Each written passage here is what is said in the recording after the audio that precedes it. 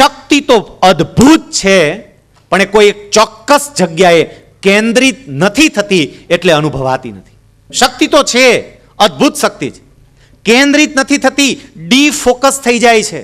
કોઈ ચોક્કસ જગ્યાએ ફોકસ થવી જોઈએ એ નથી થતી. સાહેબ 45 ડિગ્રી ટેમ્પરેચર હોય અને 45 ડિગ્રી ટેમ્પરેચરમાં કોઈ વ્યક્તિને ખુલ્લા આકાશમાં સૂર્યપ્રકાશની નીચે કદાચ 3 કલાક માટે ઊભા રાખવામાં આવે તો એ 45 ડિગ્રી ટેમ્પરેચરમાં 3 કલાક ઊભા રહી શકે.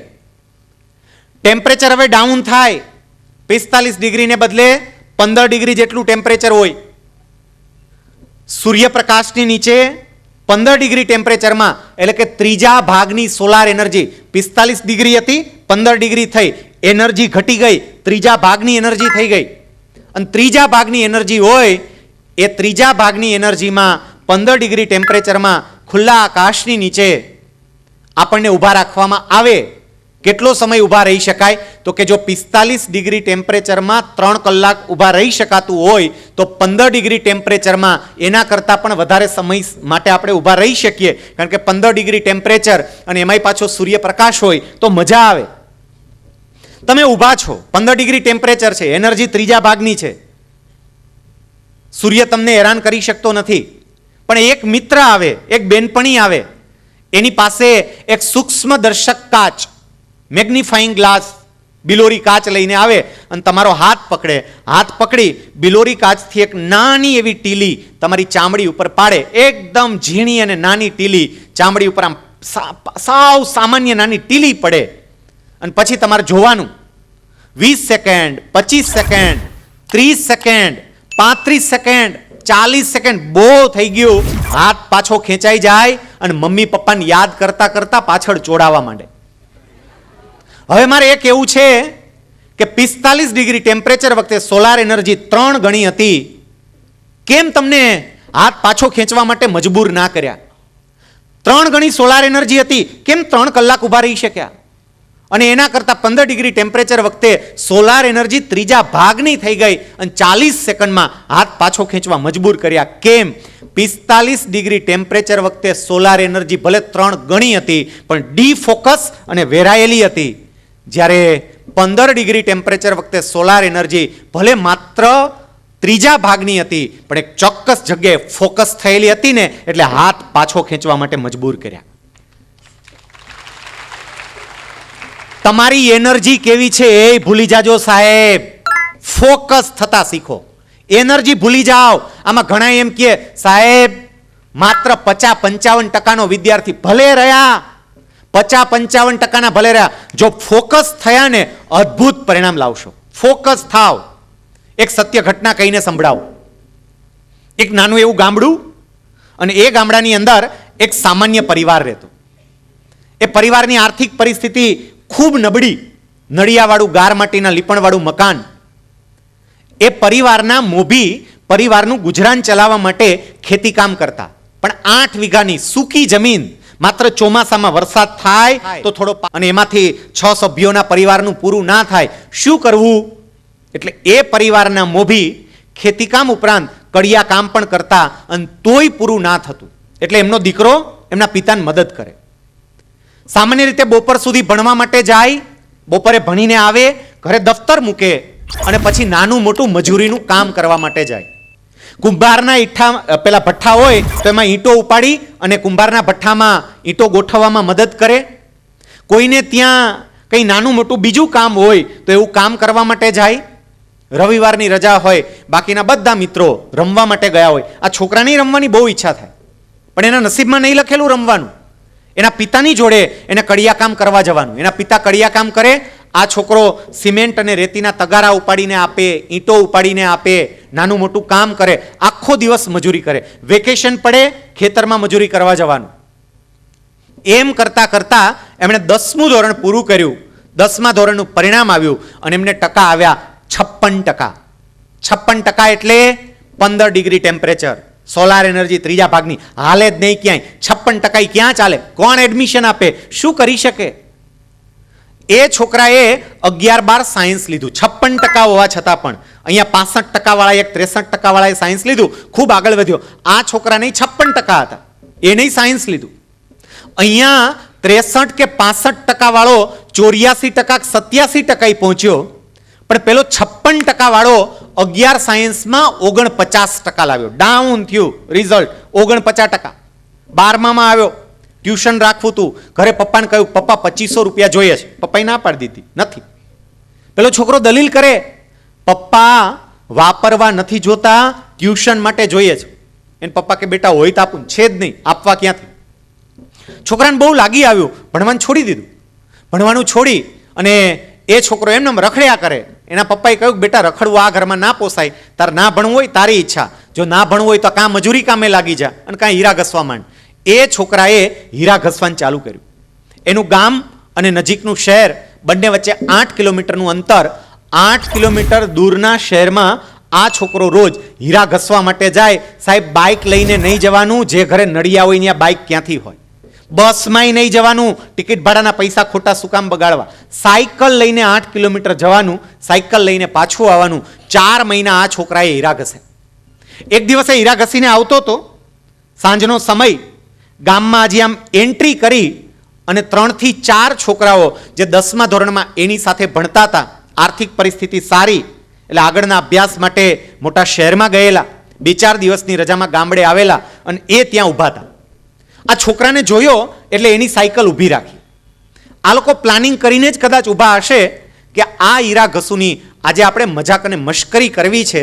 એટલે એ છોકરાઓએ આ હીરા ઘસુ છોકરાને પ્રશ્ન પૂછવાનું ચાલુ કર્યા. તારે કેમેસ્ટ્રીમાં કેટલા ચેપ્ટર પૂરા થયા?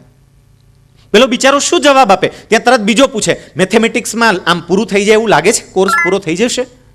બિચારો કાંઈ જવાબ ના આપી શક્યો, આંખમાં આંસુ આવી ગયા. એ રડતો રડતો ઘરે વયો ગયો. એની બાએ રસોઈ બનાવેલી, પણ તે દિવસે છોકરો જમી ના શક્યો. ભૂખ મરી ગઈ સાહેબ, ભાવે જ નહીં, મોઢામાં કોળિયો જાય નહીં.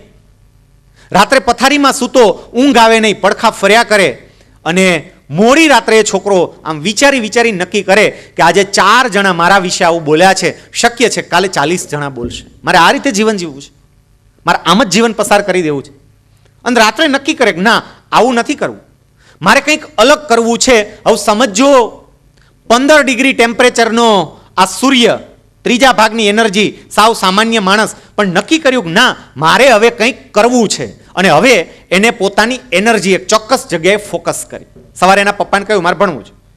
પપ્પા કે કંઈ વાંધો નહીં, પૈસા નથી. છોકરો કે મારી રીતે વ્યવસ્થા કરીશ. 11-12 કોમર્સ કર્યું, 1 વર્ષ બગાડ્યું એણે. કોમર્સ કરી પછી કોલેજ કરવા માટે મોટા શહેરમાં ગયો. પોતાનો ખર્ચો કાઢવા માટે પાર્ટ ટાઈમ નોકરી કરે. નોકરી એ કેવી? ઓફિસ બોય તરીકે નોકર જેવું કામ કરવાનું, ચા લાવી આપવાની, કચરા પોતા કરવાના, આ બધું જ કામ કરવાનું. પેલો છોકરો કરે, બધું કામ કરે. રોજ સવારે કોલેજે ભણવા જાય, બપોર પછી ઓફિસ બોય તરીકે કામ કરતો રહે. નોકરી બદલાતી ગઈ, અભ્યાસ આગળ વધતો ગયો, કોલેજ પૂરી થઈ, પોસ્ટ ગ્રેજ્યુએશન કર્યું, ટ્યુશન કરી અને એ છોકરો જે કંઈ પણ નાની મોટી કમાણી થઈ શકે એવી કમાણી કરે. એક વખત આ છોકરાએ છાપામાં એક લેખ વાંચ્યો અને લેખનું મથાળું હતું તમે પણ સરકારી અધિકારી બની શકો. આ છોકરાએ લેખ વાંચ્યો એટલે તરત વિચાર્યું કે હું અધિકારી બનું તો? અધિકારી બનવું હોય તો કેવી પરીક્ષા હોય, શું વાંચવું જોઈએ, એમાં કેવા પેપર આવે, કયો સિલેબસ, કયા પુસ્તક હોય, બધી માહિતી મેળવી. પુસ્તક ખરીદવાની હેસિયત નહોતી એટલે લાઇબ્રેરીમાંથી પુસ્તકો ભેગા કર્યા. કોઈ પણ જાતનું ટ્યુશન રાખ્યા વગર અધિકારી બનવા માટે જીપીએસસીની પરીક્ષા આપી અને એ છોકરાએ પહેલા જ પ્રયાસમાં જીપીએસસીની પરીક્ષા પાસ કરી લીધી. અને એ છોકરો ગુજરાત સરકારનો ક્લાસ 2 અધિકારી એટલે મામલતદાર કે પોલીસ ઇન્સ્પેક્ટર કક્ષાનો અધિકારી બની ગયો, સીધો જ ક્લાસ 2 અધિકારી. અને આ અધિકારી તરીકેની કામગીરી ચાલુ કરી. ક્લાસ 2 અધિકારી તરીકે કામગીરી ચાલુ કરી પછી એને ખબર પડી કે આપણી ઉપર તો હજી ક્લાસ 1 અધિકારી હોય, ડેપ્યુટી કલેક્ટર હોય, ડીવાયએસપી હોય. એ કક્ષાએ પહોંચવું હોય તો કે એ કક્ષાએ પહોંચવું હોય તો તમને 10-12 વર્ષ પછી પ્રમોશન મળે અને પ્રમોશન લઈને તમે ત્યાં પહોંચો. પણ નાની ઉંમરે પહોંચવું હોય તો તપાસ કરી એટલે જાણવા મળ્યું કે એક બીજી પરીક્ષા આવે, તમે સીધી પરીક્ષા આપો અને ક્લાસ 1 અધિકારી બની જાઓ. આ છોકરાએ નક્કી કર્યું મારે એ કરવું છે. આ ફોકસ થાય છે એનર્જી. જોજો, હતો સામાન્ય હાવ 56%, 11માં 49%, સામાન્ય વિદ્યાર્થી હતો. પણ હવે શક્તિ ફોકસ કરે છે કે મારે એ કરવું છે, ડાયરેક્ટ ક્લાસ 1 બનવું છે. ડાયરેક્ટ ક્લાસ 1 ડેપ્યુટી કલેક્ટર કે ડીવાયએસપી બનવા માટેની પરીક્ષાની તૈયારી કરી. નોકરી કરતા કરતા તૈયારી કરી, પરીક્ષા આપી પાસ થયો, આખા ગુજરાત રાજ્યમાં 3જો નંબર લીધો અને ક્લાસ 1 અધિકારી બની ગયો, સીધો ડેપ્યુટી કલેક્ટર કે ડીવાયએસપી કક્ષાનો અધિકારી. ન્યા ગયા પછી ખબર પડી કે આપણી ઉપર તો હજી કલેક્ટર હોય, આઈએએસ ઓફિસર હોય, અને આઈએએસ ઓફિસર બનવું હોય તો તરત જ એને જવાબ મળ્યો તપાસ કરી એટલે કે આઈએએસ ઓફિસર બનવું હોય તો યુપીએસસીની પરીક્ષા આવે, પણ યુપીએસસીની પરીક્ષા આપવા માટેની ઉંમર તો આ ભાઈની જતી રહી હતી. બીજો રસ્તો તો કે બીજો રસ્તો એવો હોય કે તમે ગુજરાત સરકારના અધિકારી હોય અને ગુજરાત સરકારના અધિકારી તરીકે 8 વર્ષ ક્લાસ 1 અધિકારી તરીકે નોકરી કરો, તમારા કોન્ફિડેન્શિયલ રિપોર્ટ લખાતા હોય ઉપરી અધિકારી દ્વારા, ખાનગી અહેવાલ, અને એ અહેવાલ જો એક્સેલન્ટ લખાય, તમારી કામગીરી અતિ ઉત્તમ પ્રકારની છે એવું ઉપલા અધિકારીઓ દર વર્ષે લખ્યા કરે, અને 8 વર્ષ જો તમારા અહેવાલ આવા હોય તો તમારું આઈએએસ તરીકે નોમિનેશન થાય અને તમે સીધા આઈએએસ થઈ જાઓ સરકારમાંથી 8 વર્ષ પછી. અને એવું નક્કી કર્યું કે આપણે એવું કરવું છે. એના માટે તો કે એક્સેલન્ટ લખાવવું જોઈએ, એના માટે કામગીરી એક્સેલન્ટ કરવી પડે, દિવસ રાત મહેનત કરવી પડે. એ છોકરાએ કરી, એટલી ઈમાનદારીથી નિષ્ઠાથી એ કામ કરે, એને 8 વર્ષ પૂરા કરી લીધા. એ છોકરાને સિનિયર ક્લાસ 1 અધિકારી એટલે અધિક કલેક્ટર કક્ષાનું પ્રમોશન મળી ગયું. એ સિનિયર ક્લાસ 1 અધિકારી તો બની ગયો, અને એટલું નહીં, હમણાં આ ડિસેમ્બર મહિનામાં એનું જે સપનું હતું કે મારા આઈએએસ ઓફિસર થવું છે, એને 8 વર્ષ ક્લાસ 1 અધિકારી તરીકે એના પણ પૂરા થઈ જશે, અને આ છોકરાનું નામ આઈએએસ ઓફિસર તરીકે ડિસેમ્બર 2017માં નોમિનેટ થશે. હવે મૂળ વાત ઉપર આવું.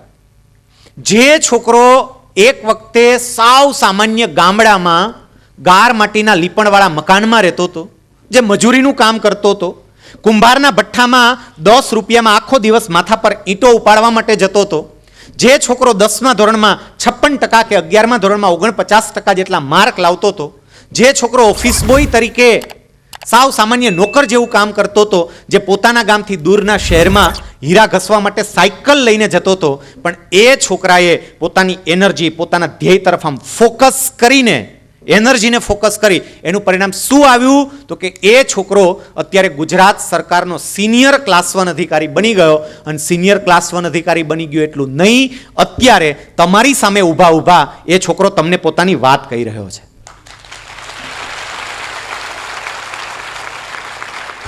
આ કોઈ બીજાની વાત નહોતી. ગામડામાં રહેનારો અને તમારા બધાયના કરતા નબળી આર્થિક પરિસ્થિતિ વાળો હતો. તમારા બાપા તો તમારી ફી ભરવા માટે સક્ષમ છે. મારા બાપા મારી ફી નહોતા ભરી શકતા, હાથે કમાવા જવું પડતું હતું, અને કમાઈને કોઈકને ત્યાં આખો દી મજૂરી કરવા જઈએ ને, સાહેબ તમારા બાપાને પૂછજો, ઘણા એમાં મજૂરી કરી હશે. માંડવી ફોલવા માટે જાય ઉનાળામાં, હવે મશીન આવ્યા, પેલા મશીન નહોતા, મોઢેથી માંડવી ફોલવાની હોઠ સૂજી જાય, આખો દિવસ માંડવી ફોલે ત્યારે માંડ 5 રૂપિયા મળે, પણ એમ ભેગા કરીને પણ ફીની વ્યવસ્થા થતી. હું હીરા ઘસું હતો, 12 પેલનો કારીગર હતો. આમાં ઘણા મિત્રો હીરા ઘસવાનું કામ કરતા હશે, કોઈ તળિયાવાળા હશે, કોઈ મથાળાવાળા હશે. આ બાપુ 12 પેલના કારીગર હતા, તળિયા અને મથાળા બે. મારે કેવું છે એ કે શક્તિ તો છે, ફોકસ થાય તો ચોક્કસપણે અનુભવાય. ફોકસ થતું નથી, શક્તિ જ છે જ બધાય. મારા એકમાં નહીં સાહેબ, મેં તો કેટલાય લોકોમાં અનુભવ્યું. આ તો મારી એક ઘટના કહી મેં. અનેક લોકો પોતાની જે ક્ષમતા છે ને, એ ક્ષમતાનો આમ ઉપયોગ કરે, આમ વેરાયેલી શક્તિ છે એને ચોક્કસ જગ્યાએ ફોકસ કરે અને એનું અદ્ભુત પરિણામ લાવે, એવા ઢગલાબંધ ઉદાહરણ છે. મારે 3 ઉદાહરણ તમારી સમક્ષ ઢગલાબંધ છે, પણ એમાંથી 3 વ્યક્તિઓનો તમને પરિચય કરાવવો છે. એક વ્યક્તિ હું એને બહુ નજીકથી ઓળખું. રાજકોટની અંદર એક સરકારી શાળામાં એ અભ્યાસ કરતા હતા. 10મા ધોરણમાં એને ગણિત, વિજ્ઞાન અને અંગ્રેજીમાં 35 માર્ક હતા. વિચાર કરો કેટલો હોશિયાર હશે. આ જોજો, હું વાત કરું છું 15 ડિગ્રી એનર્જી વાળા વ્યક્તિની વાત કરું છું. સાહેબ ગણિત, વિજ્ઞાન અને અંગ્રેજીમાં 35 માર્ક, માંડ પાસ થયો. કોઈ ક્યાંય એડમિશન ના આપે. કોમર્સ અને સાયન્સ એક બાજુ રહ્યું, આર્ટ્સ કર્યું. અને આર્ટ્સ કર્યું ને, ઇંગ્લિશ વિષય સાથે આર્ટ્સ કર્યું. એને એક કોચિંગ ક્લાસની અંદર એ છોકરાએ ઇંગ્લિશ શીખવા માટે એડમિશન લીધું, એનું ફોર્મ ભર્યું, અને ફોર્મમાં એના નામનો સ્પેલિંગ લખતા નહોતો આવડતું. તમારી ઉંમરનો છોકરો, 10મું પાસ કરી ગયેલો છોકરો, નામનો સ્પેલિંગ લખતા ના આવડે, તમે એના કરતાં કેટલા હોશિયાર છો. એને પોતાના નામનો સ્પેલિંગ લખતા નહોતો આવડતો. નામનો સ્પેલિંગ ખોટો લખેલો, અને એમાં છેલ્લો અક્ષર નામનો કેપિટલ કરેલો. જે સાહેબે ફોર્મ જોયું એ છોકરાને બહુ ખીજાયા કે દોસ્ત તું શું કરીશ તારા જીવનમાં, તું 16 વર્ષનો થયો, હજી તને તારું નામ લખતા નથી આવડતું, તું શું કરવાનો? આ છોકરાએ બધી વાત સાંભળી.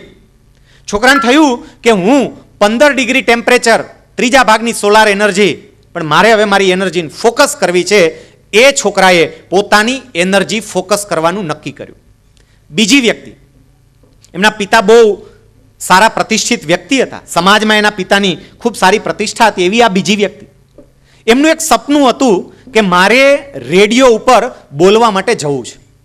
એમના પિતાની નામના પણ સારી, એમના પિતાની ઓળખાણથી રેડિયો સ્ટેશનની અંદર એના વોઇસ ટેસ્ટનું આયોજન થયું. કારણ કે રેડિયોમાં તમારે બોલવું હોય તો તમારો અવાજ ચેક કરવામાં આવે, વોઇસ ટેસ્ટની એક્ઝામ લેવાય. આ છોકરો વોઇસ ટેસ્ટની એક્ઝામ આપવા માટે ગયો. એની વોઇસ ટેસ્ટની એક્ઝામ લેવામાં આવી, એક્ઝામ પૂરી થઈ. છોકરો થોડો બોલકો હતો, એટલે એમણે તરત જ સામે એક્ઝામ લેનારાને પૂછ્યું કેવું લાગ્યું? તો સામેવાળાએ કહ્યું બરોબર છે. અને તરત બીજો પ્રશ્ન પૂછ્યો, તો પછી મારે હવે ક્યારે આવવાનું, આ બોલવા માટે ક્યારે આવવાનું? સામે કોઈક એક વ્યક્તિ હશે ને એને તરત કહ્યું કે ભાઈ જ્યારે રેડિયો સ્ટેશનને તાળા મારવાનું સરકાર નક્કી કરે ને ત્યારે તમને બોલવા માટે બોલાવશું. આ કે કેમ એવું? સામે તરત જવાબ આપ્યો, ભાઈ તને ચોખ્ખું કહીએ છીએ હવે કે તારો અવાજ ક્યાંય ચાલે એમ છે જ નહીં. તારા અવાજમાં વાઇબ્રેશન્સ આવે, ધ્રુજારી આવે, ધ્રુજારીવાળો અવાજ રેડિયમ ના ચાલે ભાઈ, ક્યાંય નહીં ચાલ, જા. આ 15 ડિગ્રી ટેમ્પરેચર, ત્રીજા ભાગની સોલાર એનર્જી વાળો બીજો. ત્રીજો ભણવામાં બહુ નબળો, પ્રશ્ન પૂછ્યા કરે, કંઈ સમજાય જ નહીં. સાહેબ સમજાવે, આ ભાઈને કાંઈ ખબર પડે નહીં, જાત જાતના પ્રશ્નો પૂછ્યા કરે. ચેપ્ટર ચાલતું હોય જુદું, પ્રશ્ન કંઈક જુદો હોય. શિક્ષક એટલી હદે કંટાળ્યા કે આ છોકરો એના મમ્મી ઉપર એક ચિઠ્ઠી લખી અને ચિઠ્ઠી લખીને છોકરાને પેલા ખિસ્સામાં નાખીને કીધું જા ઘરે જઈને તારા મમ્મીને આપજે. છોકરો ચિઠ્ઠી લઈને આવ્યો, મમ્મી મારા સરે ચિઠ્ઠી આપી છે. ચિઠ્ઠી જોઈ, ચિઠ્ઠીમાં લખ્યું હતું યોર સન ઇઝ અ ડોન્કી, તમારો દીકરો ગધેડો છે. એની મમ્મી આ વાંચ્યું, ચિઠ્ઠી મૂકી દીધી બંધ કરીને. આ ત્રીજી વ્યક્તિ કે જેને ગધેડો કેવો પડે ખબર જ નહોતી પડતી કાંઈ. સાહેબ આ ત્રણેય વ્યક્તિઓ જે 10મા ધોરણમાં ગણિત, વિજ્ઞાન અને અંગ્રેજીમાં 35 માર્ક લાવે, જે વ્યક્તિનો અવાજ રેડિયો સ્ટેશનમાં ચાલે નહીં અને એના પિતાનું સારું નામ હોવા છતાંય એને મોઢે કહી દેવામાં આવે કે તું દુનિયામાં ક્યાંય નહીં ચાલે. અને ત્રીજી વ્યક્તિ કે જે ભણવામાં નબળો, કંઈ સમજાય નહીં, કંઈ ખબર પડે નહીં, જાત જાતના ખોટા પ્રશ્નો કર્યા કરે. આ ત્રણેય વ્યક્તિઓમાં બહુ સામાન્ય શક્તિઓ હતી, પણ જીવનના કોઈ એક તબક્કે આ ત્રણેય વ્યક્તિઓએ પોતાની શક્તિને ફોકસ કરી. આપણે જે વાત કરીએ છીએ ને, શક્તિને કેન્દ્રિત કરી કોઈ એક ચોક્કસ જગ્યાએ, અને એનું પરિણામ શું આવ્યું? એનું પરિણામ એ આવ્યું કે જે વ્યક્તિને 10મા ધોરણમાં ગણિત, વિજ્ઞાન અને અંગ્રેજીમાં 35 માર્ક હતા, જેને પોતાના નામનો સ્પેલિંગ 16 વર્ષની ઉંમરે લખતા નહોતો આવડતો, એ છોકરો નેક્સ્ટ સ્લાઇડ અત્યારે ભારત સરકારનો આઈએએસ ઓફિસર છે. લાલ લાઇટ વાળી ગાડીમાં આંટા મારે છે. એનું નામ છે તુષાર સુમેરા. યુપીએસસીની પરીક્ષા ખાલી ભારતની નહીં, વિશ્વની અઘરામ અઘરી પરીક્ષા કહેવાય. આપણા દેશમાં કલેક્ટર અને કમિશનર બનવા માટેની જે પરીક્ષા છે તે અમે સ્પીપામાં એની તૈયારીઓ કરાવીએ છીએ. એ પરીક્ષા સૌથી અઘરામાં અઘરી પરીક્ષા કહેવાય. ભારતની નહીં સાહેબ, વિશ્વની. એને એવું કહેવાય the toughest exam of the world. વિશ્વની સૌથી અઘરામાં અઘરી પરીક્ષા. પણ વિશ્વની આ સૌથી અઘરામાં અઘરી પરીક્ષા આ છોકરાએ, ગણિત, વિજ્ઞાન અને અંગ્રેજીમાં 35 માર્ક લાવનારા છોકરાએ પાસ કરી આઈએએસ ઓફિસર બની ગયો. ગુજરાત રાજ્યમાં જ આવ્યો. અને એટલું નહીં, અત્યારે એની પહેલી પોસ્ટિંગ, એનું પહેલું પોસ્ટિંગ તાલીમ પછીનું તમારી બાજુના નવસારી જિલ્લામાં છે. અને નવસારી જિલ્લામાં આ વ્યક્તિ અત્યારે જિલ્લા વિકાસ અધિકારી તરીકે, આઈએએસ ઓફિસર તરીકે આખા જિલ્લાનું સંચાલન કરે છે. તમે જુઓ, ફોકસ, એનર્જી ફોકસ. બીજી વ્યક્તિ કે જે વ્યક્તિ એના પિતાનું નામ સારું હોવા મોઢે સંભળાવી દીધું કે તારો અવાજ ક્યાંય નહીં ચાલે, તો દુનિયામાં ક્યારેય સફળ નહીં થાય, પણ એ વ્યક્તિ એના પિતા પાસે જઈને વાત કરે અને પિતાએ કહ્યું કે બેટા મહેનત કર, મહેનત કરીશ તો બધું મળશે. આ વ્યક્તિએ પોતાના ધ્યેય પ્રત્યે જાત સમર્પિત કરી અને બહુ મહેનત કરી, ફોકસ કરી એનર્જીને. પરિણામ શું આવ્યું? નેક્સ્ટ. આ બીજી વ્યક્તિ એટલે કોણ? બોલિવૂડના શહેનશાહ અમિતાભ બચ્ચન.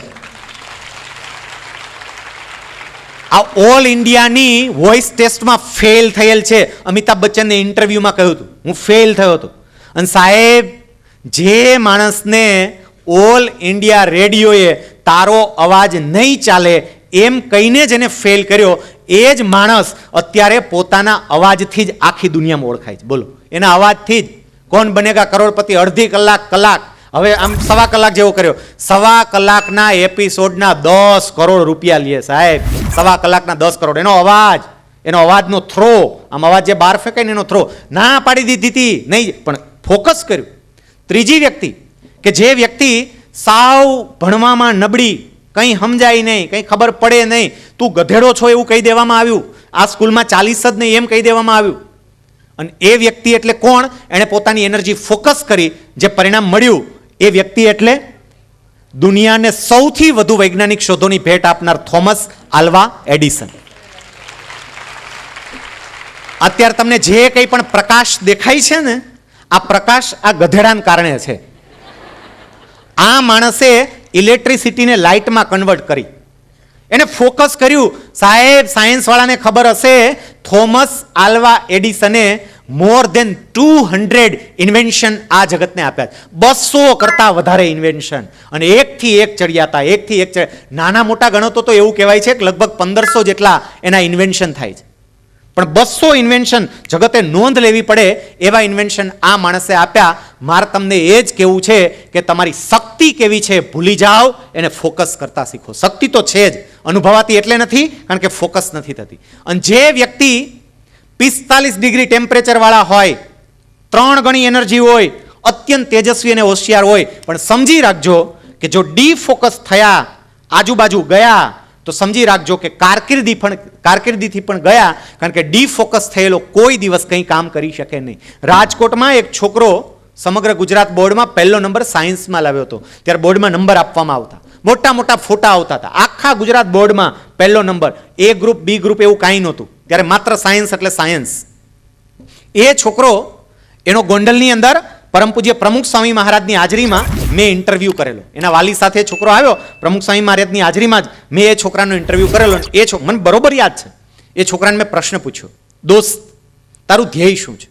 હવે તું શું કરવા માંગે છે? યુ આર ટોપર, તો આખા ગુજરાત રાજ્યનો ટોપ સ્ટુડન્ટ છો, શું કરવું જ તારે? અને એ વખતે છોકરાએ જવાબ આપ્યો તો, સાહેબ મારે ન્યુરો સર્જન બનવું છે, મારું સપનું છે ન્યુરો સર્જન બનવાનું છે. અને અમને બધાને ખાતરી હતી કે આ છોકરો ન્યુરો સર્જન બને જ, કારણ કે સાહેબ આખા ગુજરાતનું ક્રીમ, ગુજરાતનો ટોપ લેવલનો છોકરો ન્યુરો સર્જન બને જ ને. ગુજરાતની ટોપ મેડિકલ કોલેજમાં એણે એડમિશન લીધું, એનો અભ્યાસ ચાલુ થયો. 45 ડિગ્રી, 3 ગણી એનર્જી, પણ એનર્જી થઈ ડીફોકસ કોલેજમાં ગયા પછી. એ છોકરો 5 વર્ષમાં MBBS નહોતો થઈ શક્યો. કેટી આવે, કેટી, બોર્ડમાં પહેલો નંબર, કેટી. અને એની સામે એડમિશનમાં જે છેલ્લે હતો એવો છોકરો પણ પરીક્ષા પાસ કરી જાય અને આ કેટી લાવે. કેમ? તો કે એનર્જી તો હતી પણ ડીફોકસ થઈ ગઈ. મારે પહેલો સંદેશો તમને એ આપવો છે મિત્રો, એનર્જી અદ્ભુત છે, મહેરબાની કરીને એને ડીફોકસ નહીં થવા દેતા. એને ચોક્કસ તમારા 10, 11 કે 12 જે તમારું બોર્ડનું વર્ષ છે એના પરિણામ ઉપર ફોકસ કરજો. આડું અવડું ડીફોકસ ના થઈ જાય. હું આગળ એની વાત કરવાનો છું, કેવી રીતે ડીફોકસ થાય છે અને એમાંથી કેવી રીતે અટકી શકાય. પણ પાયો આ પાયો સમજજો. જો એક વખત આ વાત સમજાઈ જાય એટલે વાત પતી ગઈ. ડીફોકસ ના થવું જોઈએ.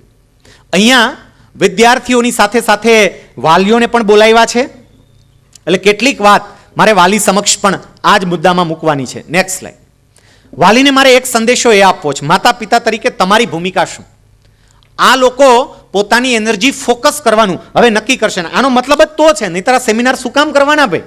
શું કામ તમને બધાને બોલાવાના અહીંયા? શું કામ મને દૂરથી બોલાવાનો? માંડ એક રજા સરકાર આપતી હોય અઠવાડિયામાં, તો મારે શું કામે રજા મૂકીને છેક રાજકોટથી અહીંયા સુરત સુધી આવવાનું? અને તમારે શું કામ આવવાનું સવારમાં? આમાં કેટલાય માતા પિતાને કેટલાય આજના આયોજનો હશે જે છોડીને અહીંયા આવ્યા છે. મતલબ તો જ સરે કે જો આના ઉપર વિચાર કરે એટલે વિદ્યાર્થીઓ આજથી ડીફોકસ થવાને બદલે ફોકસ થશે. પણ માતા પિતા તરીકે આપણે શું કરવાનું? મા બાપ તરીકે આજે હું તમને 2 સિદ્ધાંત આપું છું મિત્રો. જેટલા અહીંયા મા બાપ બેઠા છે તે 2 બાબત યાદ રાખજો. 1, તમારા સંતાનને તમારી ટીકાની નહીં, તમારા ટેકાની જરૂર છે. આ યાદ રાખજો મા બાપ. તમારી ટીકા નહીં, ટીકા બહુ કરી, ટેકો જોઈએ તમારો. ટેકો આપો. ટીકા કરવા વાળી તો આખી દુનિયા છે. ઘરેથી જ ટેકો આપો, આ ઘરેથી જ ટીકા થાય. મા બાપ આ સમજો, બહુ અગત્યની બાબત છે. આપણે હંમેશા આપણા સંતાનની ટીકા ટીકા ટીકા, તું કાંઈ આમ છો, તું આમ છો, ફલાણા માસીનો દીકરો જો, ઓલા મામાનો દીકરો જો, આ પાડોશમાં જો ઓલો જો, આ સૌજીભાઈનો છોકરો જો, બધા અરે સતત કમ્પેરિઝન અને સતત ટીકા. આત્મનિરીક્ષણ કરવાની જરૂર છે. રાજકોટમાં એક ઘરે અમે બેઠા હતા, અને જે ઘરે અમે બેઠા હતા ને 5-6 જણા ચર્ચા કરતા હતા. અમારા ચર્ચાનો વિષય હતો આજના મા બાપ કેવા છે. જેની ઘરે બેસીને વાત કરતા હતા એનો 13 વર્ષની ઉંમરનો દીકરો દૂર બેઠો બેઠો વાત સાંભળતો હતો. થોડી વાર થઈ એટલે અમારી નજીક આવ્યો. મને કે સાહેબ મારે એક વાત કહેવી છે. કહું? મેં કીધું કેન ભાઈ શું કેવું દોસ્તાર? સાંભળજો મા બાપ. એ છોકરો મને કે સાહેબ તમે આ બધી મા બાપની વાત કરો છો કે મા બાપ છે એ આમ હોય ને તેમ હોય ને બધું તમે બોલો. હું ક્યારનો સાંભળું છું. 13 વર્ષનો છોકરો બોલે છો, 7મા ધોરણમાં અભ્યાસ કરતો. હું સાહેબ ક્યારનો સાંભળું છું. પણ સાહેબ મા બાપ એક સરખા ન હોય, મા બાપ જુદા જુદા હોય સાહેબ શેરીએ મા બાપ જુદા હોય, ઘરે ઘરે જુદા હોય સાહેબ. એક ઘરમાં 2 મા બાપ જુદા જુદા હોય સાહેબ, એક સરખા ન હોય. પણ સાહેબ એક બાબત એવી છે કે એમાં દુનિયાભરના બધાય મા બાપ સરખા હોય સાહેબ. એક બાબત છે, દુનિયાભરના બધા જ મા બાપ સરખા. એવી કઈ વાત છે કે જેમાં દુનિયાના બધાય મા બાપ તને સરખા દેખાય છે? અને પછી એ છોકરાએ વાત કરી, એમણે એવું કહ્યું સાહેબ દુનિયાના બધાય મા બાપને બીજાના દીકરા દીકરી જ ગમે, પોતાના કોઈને ન ગમે.